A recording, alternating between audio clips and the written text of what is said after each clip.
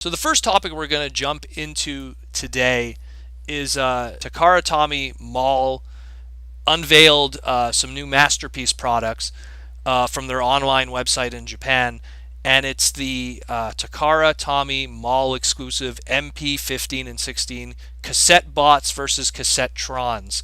And that's kind of like, I mean, the cassette trons and cassette bots, that's kind of like the names that the Japanese went with when they were going with official titles for the cassette bots on both sides of the factions. Like, 'cause, I mean, we know, like, Bruticus being the, like you have the Constructicons, and we called them cons. You had Bruticus with the Combaticons. They had cons at the end. In Japan, they didn't go with con; they went with Tron instead. I guess maybe for Megatron. Mm. So they would go like, oh, it's the Combat Trons, the Build Trons. So it's in this case, it's the cassette Trons, although we never called them Cassetticons. I don't know. Anyways, getting off off topic there.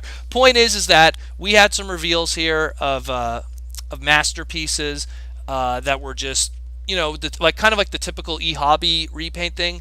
But there was actually one addition to this set that's going to be released that is worth talking about. We'll talk about that one last, Okay. and then we'll just talk about the other ones and explain what they are, because some people are probably confused by this set. What's with the color schemes? I know that Wendell, when he first saw it, he kind of raised an eyebrow too. So this four set is it takes three pre-existing cassette molds from the Soundwave crew of Rumble Frenzy, Ratbat, and Ravage, and repaints them into unique characters. And a lot of people are going like, well, who the hell are these characters? So one of them, the first one, Stripes, is like a tiger kind of repaint of Ravage, and a lot of people are like, well, who the heck is that one there? Stripes, which actually the amazing thing with Stripes is he's actually had two previous toy releases before this one, and he's just this total weird homage to something that existed in the original script of the original '86 movie. When they were talking about giving Blaster cassettes, they weren't sure about what cassettes he was going to have and what those characters were. So in the original script written by Ron Freeman, Blaster had a cassette named Striped who turned into like a tiger. And obviously, through the evolution of that script, he would evolve into what we know today as Steeljaw, which is more of a lion. But back in that original script, it said he had Stripes, a tiger. And the funny thing is years later, eHobby would do a repaint of Blaster and include a Ravage repaint, G1 Ravage in this case, as Stripes. And then the Generations toy line even did Stripes. So you could still find like old stock of this character, Autobot Stripes, in the Titans Returns stock from the Legends scale. So he's out there still if you want to get like a more recent iteration of this character. And again, he was just a script only character. Slowly there would be like little pieces of art here and there that would show up of him, mostly from like the club related stuff, or I think it was all club related stuff, really, to my knowledge, because that's usually where he would only show up in, again, in Okay. text or really limited art. But otherwise, like, he's a very obscure character, and that uses the Ravage mold. He's an Autobot, by the way. Just to like preface that too, because Well, yeah. In the image here we have from TFW 2005. Yeah, clearly right there on his shoulder. yeah, he's an Autobot. Part of he's supposed to be unofficially one of Blaster's cassettes. Was Hmm. in the original script, was supposed to be Blaster. I'm going to skip over the other Autobot because we'll get to him last. The next one we have is using the Ratbat mold, and it's a Decepticon. That's Wingthing. Now, Wingthing, his story was, we always assume a bat Decepticon with Soundwave is Ratbat and he's purple. Action Master Soundwave, back in the day, all the Action Masters came with little beast stuff that transformed into their guns. Except for the Autobots, they had more like, not all of them, but most of them had like accessories that turn into weapons. Like Jazz had a skateboard Yeah. that turned into a weapon. So Soundwave had this orange and black bat named Wingthing that transformed into his gun, and it was like, oh hey, that's pretty cool, but it's not. And this was like back in 1990, I think it was 1990 of Action Masters. Um, he turns into his gun, but it's not Ratbat. Sure, okay, cool. Lo and behold, E-Hobby, when they did a Sound Blaster reissue, they're like, well, we need to do some repaints, so they made an official, transforming Wingthing with using the Ratbat mold with the G1 mold. And again, now that we have Masterpiece coming up, we're going to get a Masterpiece Wingthing. Fictionally, this character, he just appears in the background when they needed to fill out scenes. He was in Regeneration, I remember, which was a really good book written by Simon Furman. He kind of was like an extra in the background. And again, he was an extra in the background of the recent IDW stuff, but in one comic, in one panel in the background. Just to fill out crowd scenes. They're like, hey, we need to fill out a Decepticon crowd scene. Put an orange Ratbat repaint in the background. Okay.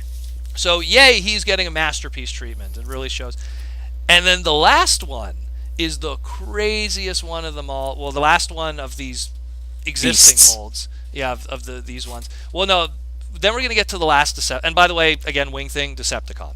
Now we have this red repaint of the Rumble Frenzy mold. And this one is super, super weird. And I actually own the stuff related to this. And I didn't even know it was supposed to be an individual character. But this is more just people stretching, if you will, and trying to make a new character of it. His name is Enemy.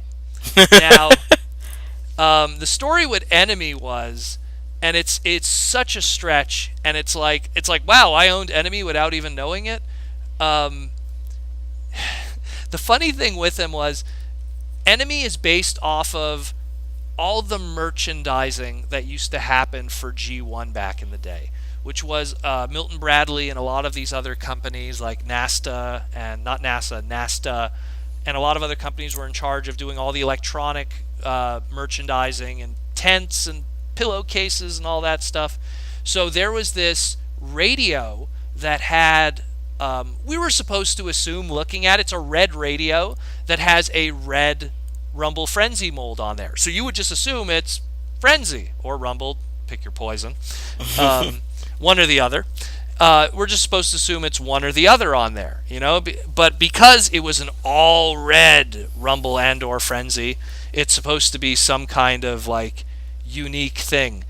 And then they released a cassette player, not a cassette player, a radio with a headset, and it's shaped like Rumble or Frenzy's head, and it's all in red. Again, we're supposed to just assume back in 1984 that it's either Rumble and or Frenzy. But what was unique about this radio with a headset was it said Decepticon Enemy on it. And that's it. And of course, we're just supposed to assume, oh yeah, Decepticons, the bad guys, right? Of course, the TF Wiki, being the TF Wiki, they ran with it and assumed it was a completely unique character. And for the longest time, that was the case. And this character made no fictional appearances outside of, hey, here's the War Within comics. There's a background character that was colored in by God knows who that was all red. Maybe that's Enemy. And it's and that's literally all that character had for the longest time. Let's go back to E-Hobby. E-Hobby did a repaint of Soundwave, like I mentioned before, and they needed to bolster out those Decepticon ranks using those molds, and they remembered, oh yeah, wasn't there that weird repaint of Rumble Frenzy attached to that tape cassette player? Well, not tape cassette player, but radio, AM radio. And they're like, yeah, hey, let's create him and call him Enemy. And again, it's Japan, so Enemy could be something unique for them, but for us, just oh, okay. And that character ended up getting a official G1 toy in 2012 in a reissue. So lo and behold, here you go, Masterpiece Enemy now on top of the G1 toy. So he's only had that original G1 toy in 2012 in the reissue, and now he's going to have this Masterpiece one. Now, all of this is kind of yay, we're getting more cassettes based on super obscure characters. But what is the interesting thing about all of this? The last cassette that's included with this is a unique mold. And it's a unique mold that looks like the mold of G1 Steeljaw. Now, why is this important to mention? We don't have a G1 Masterpiece Blaster up to this point. And if we don't have a G1 Masterpiece Blaster, we shouldn't even be expecting cassettes based on his cassettes, let alone the fact that there's no G1 Blaster Masterpiece yet. Yeah. But here we have one. We have one of his cassettes in Masterpiece form before the action. Not to mention, in Masterpiece form, not even based on the original character this mold is supposed to be based on.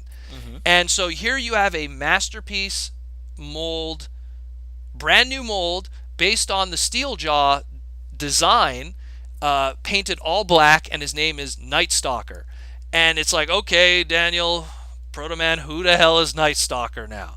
Because again, yet another really obscure, weird thing going on. And who was Nightstalker? Nightstalker was nothing more than a lightly, if anything, it was one of those mistake characters, if you want to call it that, where there was a UK tech story, and it's just like they call the character Nightstalker along with Ravage, like one of Ravage's partners or something, like his teammate. So it's like it's a black repaint of Ravage, but Ravage is already black. So it's just, once again, E-Hobby in 2012. But it's weird because if that's a partner of Ravage, and how come this guy's Autobot? He has a big old Autobot logo on him. Well, that's just it. So E-Hobby was just like, well, we're going to do something with that. You know what I mean? We're going to do something with that and make another character. And so but since we already kind of filled up all of Soundwave's stuff, we're going to make him a repaint for Blaster's side with the twin cast repaint. And so they took the Steeljaw mold from G1, repainted it black, and called it Nightstalker. And supposedly, this character was originally a Decepticon in the fiction, but, it got... I was literally thinking in my head, after the war, some Decepticons were granted amnesty, and they even switched sides. Well, there you go.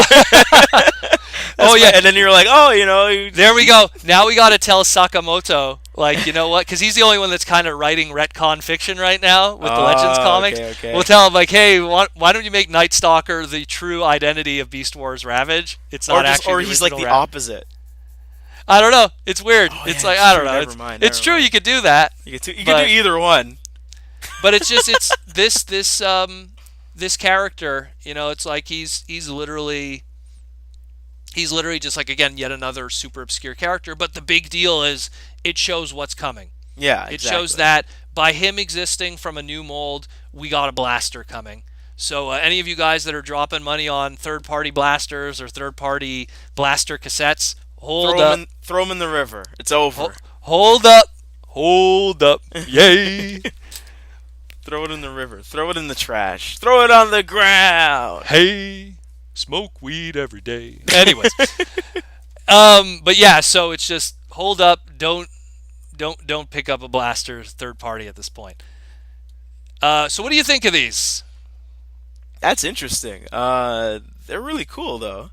Enemy. they're very vibrant on their colors. Yeah, exactly. They definitely pop. Well, I mean, you get the.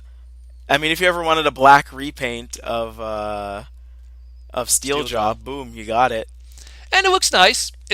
I mean, again, the only one, honestly, out of all of them that I could identify with that I really enjoyed in the past was because I knew Wingthing. Wingthing was because I had Action Master Soundwave for years, and I was always like, oh, that's cool that he has like a second bat. Yeah. It's like he had two humanoids in Rumble and Frenzy. Mm-hmm. He had two birds in Buzzsaw and Laserbeak, and then he ended up having two bats in the end in Wingthing and everything. He was doubling up everywhere.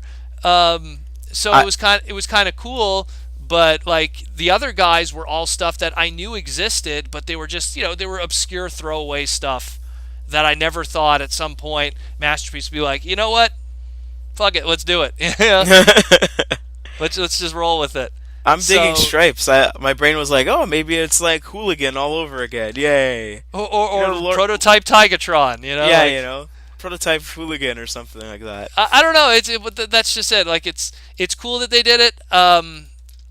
From what it seems like, it's just going to be done through the Takara Tommy Mall, which is like an online exclusive thing, but people like Azusa and stuff will have a million of them. So it's one of those things that people are going to think is going to be tough to get, much like Exhaust was, Masterpiece Exhaust. But ultimately, in the end, you're going to get a whole bunch of Japanese guys that are just going to like... Was Senator Ratbat hard to get, the Generations one? Well, that's just it. He was like, I think he was... Senator Rat-Bat, I think was. Am I even saying the right one? The Generations one. Yeah, That was yeah, a yeah. remold You're of- right. It's Senator. We call it Senator Rat-Bat because he walks upright. You know, Right. like it's. I don't know. Let me look that one up. That's a good question. I don't remember which release that got. Like, was that a? Let me just take I a think look it said quickly. 30 years on it. How many years is Transformers now? Yeah, no, but I don't know 25? if it was unique to something, like if it was an exclusive. Let me Oh, I don't see.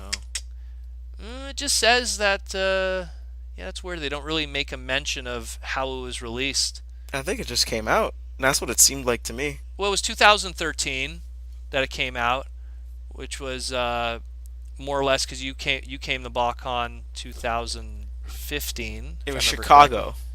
Yeah. It was definitely Chicago BotCon, So yeah. So I don't know. and he had a ton of them. But it doesn't really say what was unique about it. That's interesting.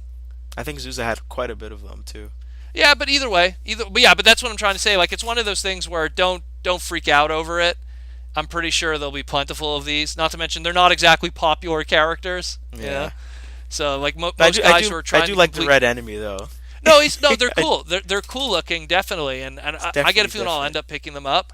But at the same time, like I wouldn't suggest anyone like spend crazy money on them because most people who collect Masterpiece are just trying to complete their G1 shelf, and this is like far removed from that. Yeah. I think that the only one that is true G1 would be Enemy if you want to factor in the tape cassette in 1984. Excuse me, the radio player, and then Wingthing if you want to count. Create that Milton Bradley box cover. There you go. Yeah, exactly. Well, that's what I'm trying to say. Like, it's just I don't know. It's again, it's a stretch. It's a big stretch, but they're cool. They're cool, and I dig it. I mean, they want to get as much mileage out of those molds They should. because they haven't done definitely anything else with them. In all honesty, up to this point, so it's cool that they got something out of it. Especially that Rat Bat, who for the longest time was just a Sound Blaster exclusive, only in Japan. So and I mean, he recently got a repaint through the club, but I mean, any way to use that mold again, still cool. Anything else you want to say about it? Enemy. No, these are pretty cool though. I do like how sometimes we'll get like, that's a completely new mold. We can infer what's Yeah. what's ahead on the horizon. Oh, And I definitely. think that's really cool, and it looks really really all good we too. kind of know that's coming from Masterpiece is we know Dinobot's coming. We've had teases from interviews about Hoist and Trail Cutter, or Trail Breaker, however you want to call them. And now we kind of have like a tease of, well, I guess maybe Blaster's in the pipeline now. And considering that now we see, I mean, we have a mold that's done here. It's Yeah. not like even like a sketch or a CG. It's a mold that's done and good to go. So it shows that something's coming. Something's coming down the line. Get ready for it.